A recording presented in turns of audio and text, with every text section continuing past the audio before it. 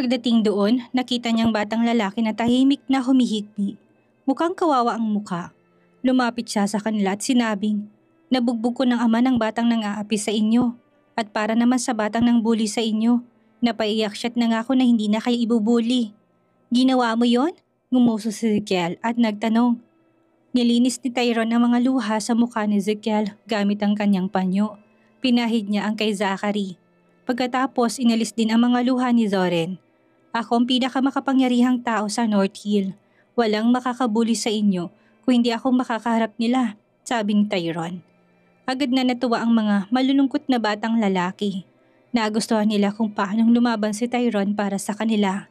"Daddy, I love you," sabi ni Zoren at pinatong ang ulo sa kanyang kandungan. Habang nakaupo si Tyrone sa mesa bago ang mga bata. "I love you too, Dad," sabi ni Zachary. "Daddy, tignan mo." Biglang tinuro ni Ezekiel ang entrance ng pinto. Lumingon si Tyrone sa tabi ng mga babae at nakitang batang ng bully. Mabagal na lumakad ang batang ng bully at pagkatapos tumayo sa tabi ni Tyrone at sa harap ng mga lalaki. "Ang daddy kong pinakamakapangyarihang tao sa North Hill. Kapag binuli mo kami ulit, babaliin niyang mga buto mo," sabi ni Zoren at tumawang mga babae. "Oo nga, kung gagawin mo to ulit, hindi ka makakatakas," sabi ni Ezekiel at lalo pang nagtawanan ng mga babae. "I'm sorry, promise hindi ko na kayo ulit ibubuli," sabi ng bully boy. Nagpalitan na nakakagulat na tingin ng tatlong magkakapatid. Nakita nila hindi ka panipaniwalang kanyang kilos. "Talaga?" tanong ni Zachary at tumango naman ang bata. "Hindi na rin ako mangbubuli ng kahit na sino. Pinapatawad mo na ba ako?" tanong ng bata. Napaisip si Ezekiel at may binulong kay Zoren. Pagkatapos bumulong si Zoren kay Zachary. Umubo si Zachary at sinabing, "Patatawarin ka namin sa isang kondisyon." "Okay, gagawin kong lahat," sabi niya. Tumingin muli si Zachary sa kanyang mga kapatid at saka inayos ang pagkakatali sa kanyang uniform. "Isa-isa kaming papalo sa puwet mo bilang kabayaran sa ginawa mo sa amin." "No," bulalas ni Tyrone. "Huwag kayong maghiganti sa ginawa niya sa inyo. Hanggat handa siyang magbago, patawarin niyo siya." "Pero binuli niya kami. Hindi ba dapat okay yun kung ibabalik lang din namin sa kanyang ginawa niya sa amin?" tanong ni Ezekiel. "Kung kinuha niyang inyong mga mata at kukunin mo rin ang kanyang mga mata, at lahat ay ganun din ang gagawin, hindi niya ba naisip na lahat ng tao sa mundo magiging bulag? Pero kung isang tao kinuha ang inyong mga mata at lumapit sa iyo tumingin ng tawad, hindi ba mas mabuti kung ikaw papatawarin mo siya nang hindi gumaganti?" "Okay, pinapatawad ka na namin, pero wag mo nang uulitin yun ha?" tanong ni Zoren. "Oo, maraming salamat," sabi ng bata at tumalikod. Bago pa siya makahakbang, tumayo si Zoren at kinalabit siya. "Hey, sabihin mong pangalan mo sa amin." Tumikim ang bully boy at sumagot. "Joros." "Okay, Joros. Magkaibigan na ba tayo?" Inabot ni Zoren ang kamay sa kanya at ngumiti si Joros. "Oo naman." Tinanggap niyang kamay niya at niyakap siya. Ito ay isang magandang tanawin upang pagmasdan. Matapos kumala sa pagkakayakap, lumingon si Zoren sa kanyang mga kapatid at sa menyas na lumapit sila. Tumayo si Ezekiel at Zachary at lumapit upang yakapin si Joros. "Dapat kang pumunta sa aming bahay para makipaglaro sa amin minsan," sabi ni Zoren. "Sure, masaya yun. Aalis na ako, baka hinihintay na ako ni Daddy," sabi niya. Pagkatapos nagpaalam sila kay Joros. Matapos mawala sa paningin ni Joros, tumayo si Tyrone at sinabing, "Buti nakipagkasundo ka sa kanya. Mas maganda kapag nakikipagbati tayo sa mga tao." "Okay, Daddy. Dahil nandito na ako sa school, sa palagay ko dapat tayong pumunta kung saan niyo gusto," sabi ni Tyrone na may malawak na ngiti. "Yes, Daddy. Pumunta tayo sa isang ice cream shop," sabi ni Zoren. "Okay ba yun sa inyong lahat?" tanong ni Tyrone at sabay-sabay na sumagot ng mga bata. "Opo!" Lumabas sila ng classroom at sa isang iglap, nasa loob na sila ng sasakyan. Habang nasa kotse, ang mag-aama papunta sa ice cream shop, sobrang nangarap si Tyrone na sanang ikanyang mga anak ito. Mahal na mahal niya sila na para bang sila'y kanyang mga kadugo. Pagkakuha nila ng tig-isang ice cream, umuwi na sila. Nang marinig ni Eliza ang ingay ng mga sasakyang nakaparada sa labas, tumayo siya at pinagmasdan sa bintana habang inaalalayan ng mga bata na parang mga anak ng hari. Gustong-gusto niya kung paano nabigyan ng labis na paggalang at pagmamahal ang kanyang mga anak. Mas maganda pang makita ng pinakamakapangyarihang lalaki sa North Hill. Ay maswerteng ama nila'y nakangiti sa kanila. Pinagmasdan niyang mag-aama na naglalakad papasok ng bahay. Nang makita ng mga bata si Eliza, tumakbo sila papunta sa kanya't niyakap siya ng mahigpit. Sinimulan nilang ikwento kay Eliza tungkol sa nangyari sa paaralan kanina bago pa man sila makaupo. Pasimpleng naglakad si Tyrone sa loob ng kanyang kwarto. Nakinig si Eliza sa kanila na parang wala siyang idea. Samantalang napanood niyang mga video kung paano sinuntok ni Tyrone ng isang lalaking binuli ang mga anak niya. Makalipas ang ilang oras, nasa kwarto na nila ang mga bata habang si Tyrone ay nakaupo lang sa sala nagbabasa ng dyaryo nang tumunog ang kanyang telepono. Sinagot niya ito nang makita niya ang pangalan ng pinuno ng mga guard niya ang tumatawag sa kanya. "Hi sir, pasensya na po kung naistorbo ko kayo. Pero may ilang abogado mula sa International Court ang may gustong kausapin kayo," sabi ng gwardya. Minaba niyang tawag at tumayo. May lakas ba ng loob ang ama ng bully na to na idemanda siya? Sabi niya sa isip niya habang naglalakad papunta sa pinto niya. Tinulak niya ang pinto at naglakad patungo sa kinadadayuhan ng mga abogado. 4 sila, 3 lalaki at isang matabang babae. Lahat sila'y nakasuot ng suit. Iniharap nila sa kanilang ID card at nagpakilalang mga abogado mula sa International Court. "Anong gusto niyo?" tanong niya. Walang pakialam sa kanila. "Si Mr. Casper nagsampa ng kaso laban sa inyo at inakusahan kang tinatago mong kanyang asawa at ang kanyang mga anak. Sa makatuwid, kakailanganin mong humarap sa korte sa 5 ng buwang ito. At 2 araw simula ngayon kasamang iyong abogado," sabi ng abogado. Inabot sa kanyang kasong ginawa laban sa kanya. "Pupunta ako." Hindi na siya nag-abalang kunin ang iniharap sa kanya. Naglakad na lang siya papasok. Asawa ni Casper, mga anak ni Casper. Anak ni Casper ang 6 na batang yun? Nagtataka si Tyrone. Nagsisinungaling ba si Eliza sa kanya? Ang International Court ay ang pinakamalaking hukuman sa North Hill at umaabot sa iba pang mga bansa at kontinente sa mundo, kaya imposible para kay Tyrone na hindi sila pagtuunan ng pansin. Naglakad siya papunta sa kwarto ni Eliza at kumatok sa pinto niya. Maya-may bumukas to, nagulat si Eliza na makita si Tyrone. "Haharap ako sa International Court bukas." "Bakit?" nag-aalalang tanong ni Eliza. "Si Casper ay nagsampa ng kaso na ikaw ay kanyang asawa. Siya rin ay nagsabi ng mga batay sa kanya," sabi ni Tyrone habang madiin siyang pinagmamasdan. Ang totoo, hindi talaga siya nagtitiwala kay Eliza. Tumigil lang siya sa pagpaparusa sa kanya dahil sa mga bata. "Ano?" bulalas ni Eliza. Nawawala na siya sa sarili niya. Hindi kanyang mga bata, sa totoo lang, minsan na niyang ninakaw mga bata at nagpa-DNA test siya at kinumpirma niya noon na hindi para sa kanyang mga bata. Simula noon, hindi na siya tumigil mangulit kung sinong kanilang ama, sabi ni Eliza. "Bakit kanya idedemanda sa korte? Siguradong wala na siya sa sarili." Galit na dagdag nito. "Wala akong tiwala sa'yo," sabi ni Tyrone. "Magaling ka lang sa pagsisinungaling." Siyempre, walang puso para magtiwala at magmahal si Tyrone. Simula nang niloko siya ng patago ng yumao niyang asawa 3 taon nang nakalipas. "Please, maniwala ka. Pagkatapos ko mahuli si Casper na lokohin ako ilang taon na nakakalipas, nagsampa agad ako ng divorce at iniwan ko na siya. Tapos umalis sa bahay niya," sabi ni Eliza. Pero napahawak si Tyrone sa leeg niya bigla. "Nagsisinungaling kang babae ka." Tinulak siya nito sa kama at umungol sa galit. "How dare you para magsinungaling sa akin? Hindi ka ba natatakot sa buhay mo? Totoo ang sinasabi ko. Please, maniwala ka. Puro kalokohan lang ang lalaking yon. Nagsasela siguro siya na nakamove on na ako," sabi niya kahit na sinasakal siya ni Tyrone. "Grabe kayong magsinungaling. Ako ay mag-isa nang lumapit ka sa akin noon. Pinipilit mo sarili mo sa akin, 6 na taon na nakakaraan at ngayon, pinipilit mo sarili mo na pakasalan ako.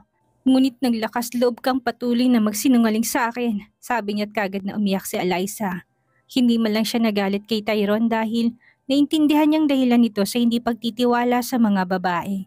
Gayunpaman, galit siya kay Casper na sinusubukang gawing komplikado ang kanyang buhay. "Ang tanging dahilan kung bakit hindi kita pinatay noon ay dahil sa mga anak mo," aniya tinanggal ang kamay. "Paano kung si Casper ang manalo sa kaso?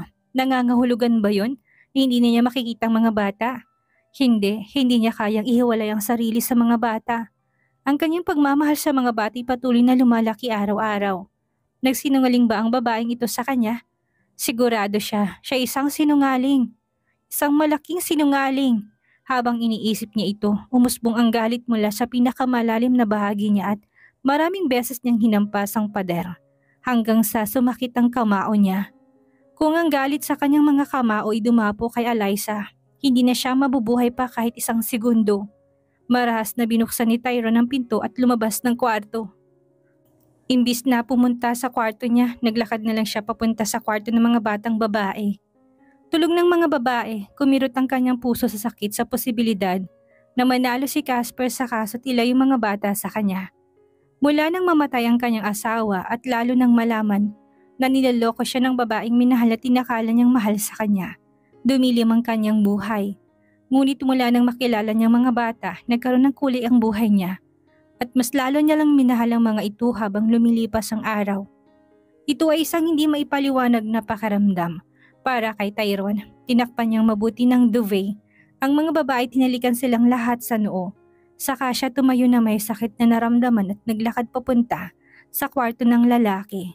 Habang nakatayo sa harap ng pinto, patuloy siyang nakarinig ng mga tawa. Tumatawa, busy siguro sila sa paglalaro. Hindi siya dapat magulat, mga lalaki sila't hindi madaling matulog. Kinatok niya ang pinto, ginawa niya yon hanggang 3 beses. Bago tuluyang pumihit ang hawakan ng pinto. Masyadong busy ang mga bata sa kanilang ginagawa, kaya hindi nila namalayang may kumakatok sa pinto. Daddy! Si Zorin na nagbukas ng pinto, sigaw niya nang makita niya si Tyrone. Nabitawan ni Ezekiel at Zachary ang gamepad at umakyat sa kama. Lahat sila yumakap sa kanya at pagkatapos kumalas. Dinala nila siya sa gitna nila at pagkatapos umupo siya sa gitna nila sa kama. Bumagsak ang mukha niya sa screen ng telebisyon. Nang makita naglalaro sila ng football, napangiti siya. Sino mas nakakaalam kung paano laruin ang larong ito? Tanong niya habang nakatingin sa mga bata. Ako, Daddy! Ako! Ang mga bata'y patuloy na inangkin ng bawat isa sa kanila ang pinakamahusay. Okay, paano kung makipaglaro ako sa isa sa inyo? Hindi talaga magaling si Tyrone sa mga laro pero ilang beses na niya itong nilaro dati. Ako, Daddy! Sigaw ni Zorin. Hindi ako! Daddy, hayaan mo na muna ako makipaglaro sa'yo. Easy, okay? Makipaglaro ako sa inyong lahat. Pag nanalo kayo, pwede kayo magtanong kung anong gusto nyo't gagawin ko. Pero pag nanalo ako, matutulog na kayo. Gabi na, sabi ni Tyrone. Nang makitang pumayag ang mga bata, sinabi niya, makikipaglaro na muna ako kay Zorin. Tumayo si Zorin sa tabi na kapatid na si Ezekiel at kinuwang gamepad. Daddy, mananalo ako sa'yo at gagawin mong gusto ko. Tingnan natin, nagsimulang makipaglaro si Tyrone kay Zorin. Makalipas ang ilang minuto, binitawan ni Zorin ang gamepad at tumalon mula sa kama. Tuwang-tuwang nanalo siya kay Tyrone sa isang goal. Napangiti si Tyrone, hindi siya sanay na talunin pero ang mga batang ito. Ang minahal niya kaya mas masasani na siya. Ezekiel, ikaw naman, sabi ni Tyrone at nagsimulang makipaglaro sa kanya. Ibinaba ni Ezekiel ang gamepad na matapos ang laro't yumakap kay Zorin. Nanalo tayo! Kinuha ni Zachary ang gamepad at sinabing, Dad, susuko ka na ba? Ngumisi pa siya. Ginulo ni Tyrone ang kanyang buhok at sinabing, mukhang sayo ko mananalo ah. Tumawa si Zachary. Mas madaling sabihin yan kesa gawin. Zachary, panalo mo yan ang mahigpit sa 2 goal, sabi ni Zorin at pumunta upang manood ng laban. Si Ezekiel ay umakyat sa kama pabalik at patuloy na sinisigawan si Zachary habang nakikipaglaro siya laban kay Tyrone. Goal! Goal! Goal! Ang mga batay sumigaw habang naglalaro ang dalawa at nanalo si Zachary kay Tyrone. 3 laban sa wala, nagsayang mga bata at pagkatapos nagtanong si Zorin. Daddy, pwede na ba kami magtanong na kung anong gusto namin? Ngumiti si Tyrone at tumango. Bigyan mo kami ng ilang sandali, mag-iisip kami, sabi ni Zorin at pumunta sa isang sulok ng kanyang silid kasamang kanyang mga kamatid. Nagsimula silang mag-usap ng tahimik. Nakarating sila sa isang konklusyong pagkaraan ng ilang minuto. Bumalik silang lahat kay Tyrone at tumayo sa harapan niya. Gusto niyo ng $1,000,000? Tanong ni Tyrone at ngumiti. Ano pang may isip ng mga batang malilit na ito kung hindi isang malaking halaga ng pera? Dahil alam na alam nila ang kanilang katayuan sa buhay. Mali ang hula mo. Gusto mo bang subukan ulit? Tanong ni Zorin. Lumawak ang ngiti ni Tyrone. kung paano mga batang nakatayo sa kanyang harapan ay galak na nagpapasaya sa kanya. Nag-isip si Tyrone kung anong posibleng gusto nila at pagkatapos sinabing, kung hindi pera yon, maaring sapatos, damit. Hindi, sabi ni Zoren. Hindi niya mahulaan. Sabihin na natin sa kanya, sabi ni Zachary kay Zoren. Okay please, sabihin niya na sa akin. Makakaasa kayo sa akin kahit ano pa yan, tutuparin ko, ani Tyrone. Sige, simula ni Zoren. Kailangan mo ipangako sa amin na hindi mo kami iiwan. Natatakot kami na baka may dumating sa hinaharap at magsabi na siya ang aming daddy. Ayaw namin ng sino man. Gusto ka namin bilang daddy namin, sabi ni Ezekiel. Opo, gusto ka naming maging daddy. Ikaw ang pinakamakapangyarihang tao sa North Hill. Kaya lahat talagang posible para sa'yo. Ibigay mo sa amin ang iyong salitang hindi mo kami iiwan pati na rin ang aming mga kapatid na babae. Dagdag ni Zachary. Naalala ni Tyrone ang kaso sa korte na dadaluhan niya sa loob ng 2 araw at mahigpit na hinawakan ng kalungkutan ng kanyang puso na para bang ito ay masisira. Hindi niya alam kung paanong ebidensyang meron si Casper para patunayan na asawa niya si Eliza at para patunayan din na kanyang mga bata. Ang mga bata hindi kanya kaya walang dapat patunayan sa una pa lang. Paano niya tutuparin ang kanyang mga salita kung ang korte nagbigay ng utos na iwan siya ng mga bata? Daddy, bakit ang tahimik mo? Tanong ni Ezekiel. Hinawakan ni Tyrone ang 2 kamay ni Zoren at sinabi sa kanya. Oo naman, binitawan niyang kanilang malilit na braso at tinawakan sina Ezekiel at Zachary sa kanilang mga kamay. Hindi ko iiwan ng sino man sa inyo. Nasa inyong aking salita. Tuwang-tuwang mga bata, nagpasalamat sila at nakipaglaro pa sa kanya ng ilang minuto bago niya mapatulog ang mga to. Matapos niyang matiyak na matutulog na sila, hinalikan niya ang mga lalaki sa kanilang noo at lumabas ng kanilang kwarto. Ang araw ng korte ay ngayon at narito si Tyrone na nakaupo ng matipuno kasamang kanyang personal assistant at 3 sa kanyang executive assistant at head of guard na nakapalibot sa kanya. Si Eliza ay nakaupo sa harap niya habang si Casper ay mag-isang nakaupo sa mga hilera ng upuan na katabi ng mga inupuan ni Tyrone. Ang abogado ni Casper ang unang nagsalita. Pagkatapos magsalita bilang pagtatanggol kay Casper, iniharap niya mga invalid na divorce papers na pinirmahan lang ni Eliza. Ngunit walang pirma ni Casper doon. Hindi ito pinirmahan ng lalaking ito kahit na lumipas ng 6 na taon. Galit na bulong ni Eliza. Nagpatuloy ang abogado ni Casper at pinag-usapan kung bakit para kay Casper. Ang 6 na bata, nasa hiwalay na courtroom ang 6 na bata sa sandaling ito. Walang idea sa mga bata kung anong nangyayari, ngunit kinakabahan sila dahil sa kaunting kaalaman nila tungkol sa korte. Nagpatuloy ang abogado ni Casper at nagpakita ng resulta ng DNA test na nagpapatunay na para kay Casper ang mga bata. Tumayo si Eliza at sumigaw. Ano ba? Hindi totoo yan. Napeke ang resulta. Sigurado si Eliza dyan. Order. Nagutos ang hukom at pagkatapos kinuha resulta ng pagsusuri sa DNA. Sinuri niya ito at nakitang stamp na isa sa mga kilalang ospital sa loob nito. Naniwalang hukom na ito ay totoo dahil hindi nila tatatakan ng ganong resulta kung hindi ito totoo. Umupo si Eliza, seryosang nag-aapoy sa galit. Halatang pineke ng tanga na ito ang resulta. Nang makita ni Tyrone na pinakita ng abogado ni Casper ang resulta ng DNA test sa hukom, bumagsak ang kanyang puso sa kanyang tiyan at pumikit sandali. Kay Casper ang mga bata. Matapos mapatunay ng abogado ni Casper na valid pa rin ang kasal ni Casper kay Eliza. At para kay Casper at Eliza ang mga anak, umupo siya. Sumenyas ang judge na magsalitang abogado ni Tyrone. Pinag-usapan lang niya kung bakit dapat manatiling mga bata kay Tyrone kahit hindi para sa kanyang mga bata. Kung ang mga bati kasama ni Mr. Tyrone na walang kanilang ina, si Mr. Tyrone inakusahang na-kidnap. Ngunit ang kasong kidnapping ay ganap ng walang bisa, sabi ng hukom. Si Casper ay talagang nagpataw din ng kaso ng kidnapping laban kay Tyrone. Ang kanyang plano upang gambalain si Tyrone upang hindi na niya subukang bilhin ng kumpanya ng kanyang pamilya. Napakasama ng loob ni Tyrone at iniharap ang kanyang mukha sa hukom. Naghihintay sa kanyang huling pagpapahayag. Ipinapahayag ko ng mga batay tunay na para kay Casper at sa makatuwid, siya may karapatan sa kanilang pag-iingat. Si Mrs. Eliza ay dapat ding bumalik sa kanilang kasal o malayo din siyang buwagin ang kasal sa pamamagitan ng pagsasampa ng kaso ng diborsyo. Tumayo si Eliza at sinabing, ayoko nang makasama pa si Casper, kaya ko nga pinirma ng divorce paper. Wala na akong gusto pang mangyari sa kasal namin. Nahuli kong niloloko niya ako at nakaraan ng ilang taon. Subukan niyo siyang hikayatin siyang pirmahan ng divorce papers. Hindi tong dahilan kung bakit tayo nandito. Maaari kang magsampa sa ibang kaso para ma-dissolve ang iyong kasal ni Mr. Casper. Sa ngayon, hayaan ang mga batang bumalik kay Mr. Casper. Deklara ng hukom.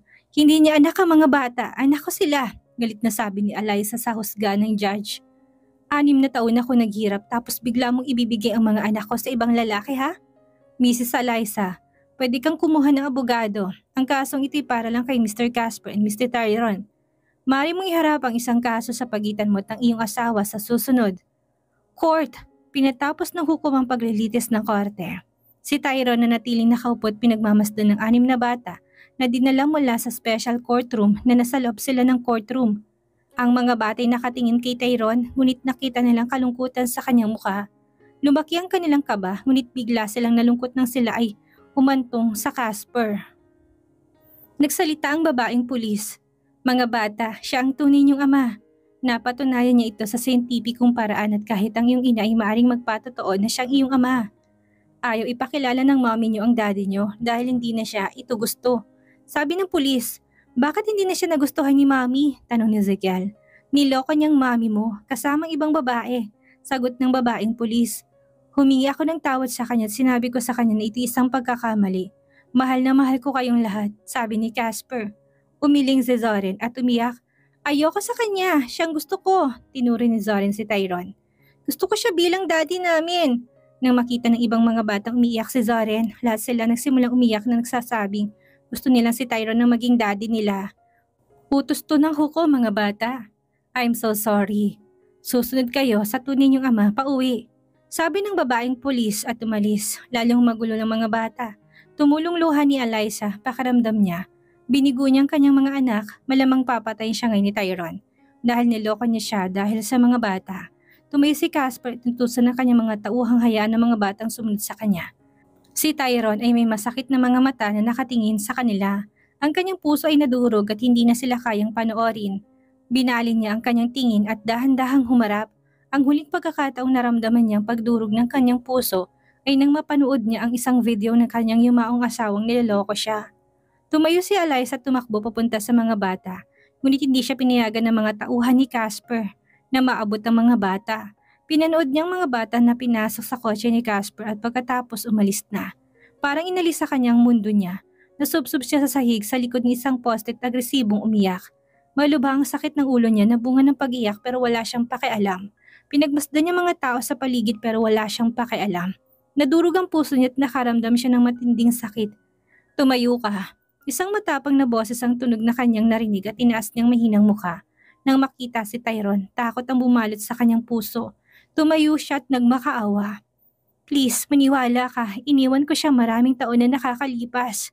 Pagkatapos niya akong lokohin, ang mga bata hindi sa kanya dahil tumigil siya sa pakipagtalik sa akin 2 buwan bago ko siya nahuling manaloko. Please, huwag mo kong parusahan.